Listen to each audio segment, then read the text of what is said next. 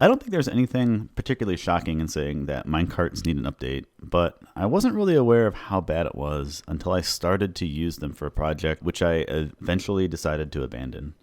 So I thought we could look at the issues and talk about some ideas to possibly improve them. But before we get into it, I just want to say that this channel is getting close to 10,000 subscribers, and I'm going to make a special video for that occasion. So if you have any questions that you would like me to answer, please leave it in the comments below, and I might answer it in that video. So maybe this is just me being nostalgic, but when I first started playing Minecraft, I really enjoyed making tracks everywhere, linking up bases and farms, and it just feels like another really fundamental part of the Minecraft experience to me. So what are the problems with minecarts? Well, almost all of their uses have been superseded by other mechanics. They were a good means of transportation, but now an average horse is faster. It can go anywhere on land. You don't need to put tracks down for that. A boat is the same speed and can go anywhere on water. And now you can even have a chest or a second person in it. Soul Speed 3 is faster than a minecart. And, then there's the Elytra, which is the gold standard. If you needed to get materials from one spot to another, a chest minecart was the way to go. But now we have shulkers and end chest, and it makes moving large amounts of items almost trivial. And before you have the endgame items, you can use mules and llamas, or like I said before, a chest boat to carry, items here and there. And I don't think these other things are bad. I just think that the minecart hasn't kept up. There are still many uses for minecarts, especially the hopper and chest minecarts in redstone builds. And if you need to move an entity, minecarts are still, a very good way to do that. Most changes to minecarts have either been small code changes or texture changes or minor performance modifications. Java specifically got a parity update, so now we can have waterlogged rails, and when you break a hopper, chest, or TNT minecart, it no longer breaks into its individual parts. But one thing that did surprise me was that almost 10 years ago, they experimented with changes to speed and even had a derailment mechanic. So I loaded up that snapshot. This is 14W11A, a little before the update Aquatic, and there are so many cows. But I built a little track here. Let's see how fast minecarts are. Very fast. Very cool. And then here, let's derail. Oh my god, the old villagers. Okay. Go ahead, on your way, buddy. Cool. Does that happen with the player?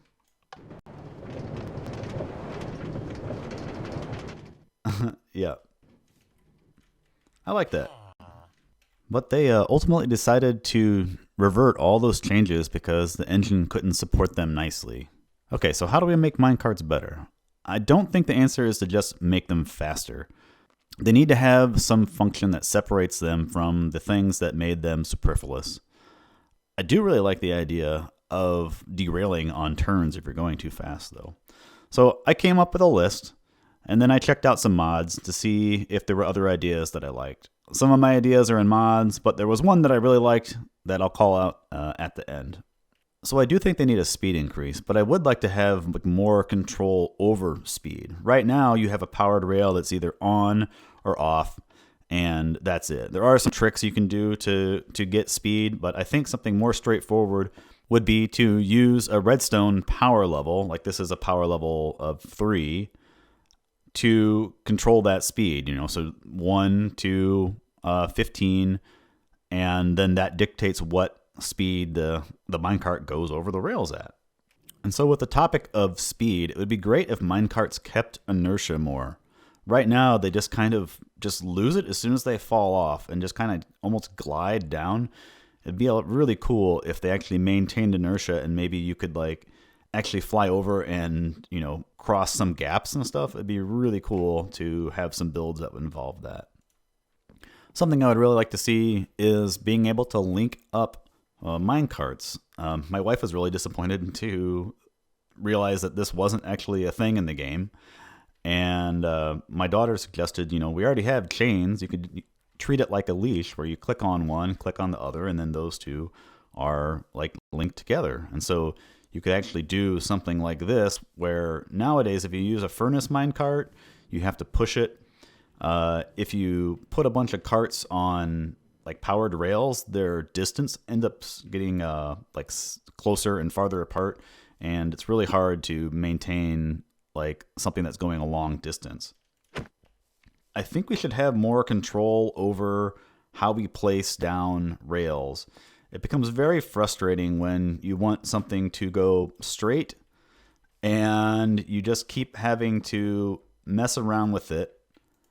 And nope. And I think that I don't know why shift clicking isn't a thing for mine tracks. Like, let it keep the orientation that you're doing if you're shifting or something.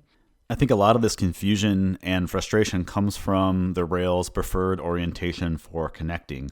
They prefer to connect west, east, south, then north if there's a rail in that direction. Usually I don't know my orientation and I always forget those rules, and I usually you're just fiddling around trying to figure it out.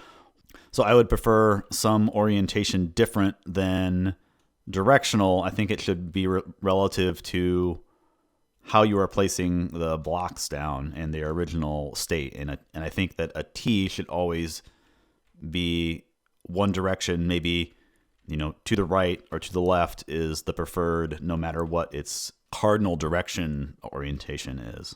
Another area that needs improvement is breaking minecarts. Currently, there's two kind of inelegant ways to do it.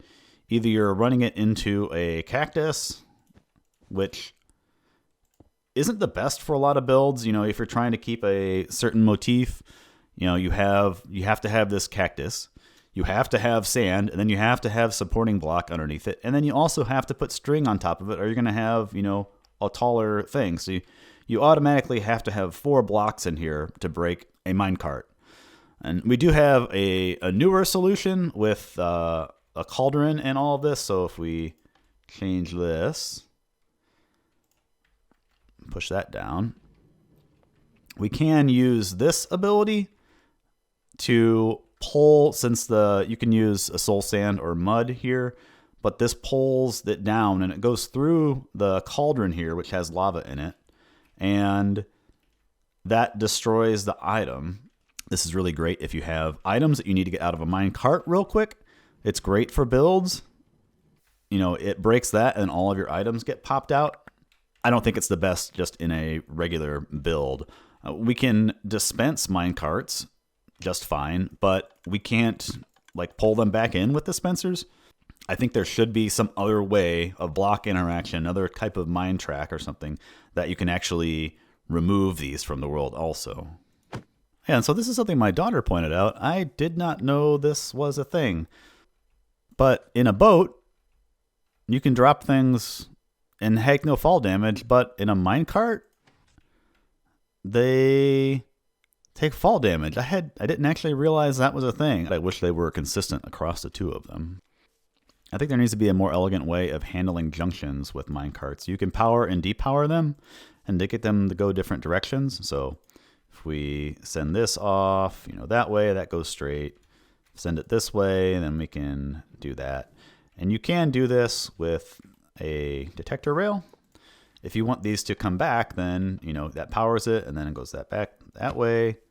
This one, same thing. Great. The issue is, with this setup, you get different results with different things. So let's do it from this direction. We'll send a chest cart. It goes straight. So it comes across and it just keeps going. If we do the same thing with just a regular minecart, for some reason its hitbox goes over this and activates it long enough that it actually goes down that way. And so it's just an inconsistent behavior. And I thought this might be because it didn't have any passengers in it, but even with the passenger, it does the same thing. Very strange. I would like some consistency and better interaction with all of this. There's other issues with this too that I have had to deal with. So my idea to fix this is to add a new type of rail block, like an intersection block. And it would act like a powered rail, but it would send you off in the direction that it was receiving power from.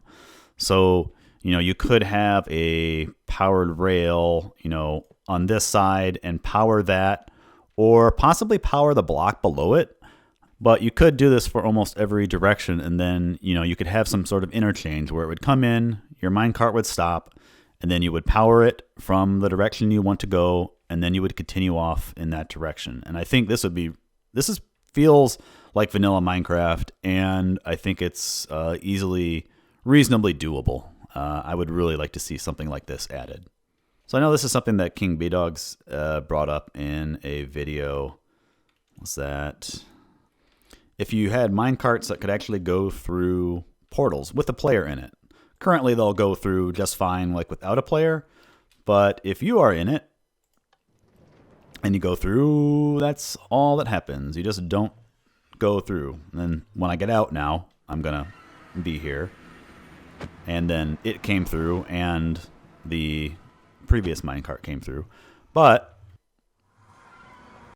it would be cool if you maintained your speed and inertia going through, and then you actually ended up on the other side as well and kept going.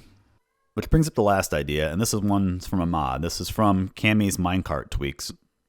And there is an option in there that if you're using a furnace minecart, it acts as a chunk loader. So it actually loads the world around it as it's going through that space. Currently, if you have, if you send a minecart out into the distance and the area becomes unloaded, it just stops. And it makes really long, distance travel and sending materials, really impossible.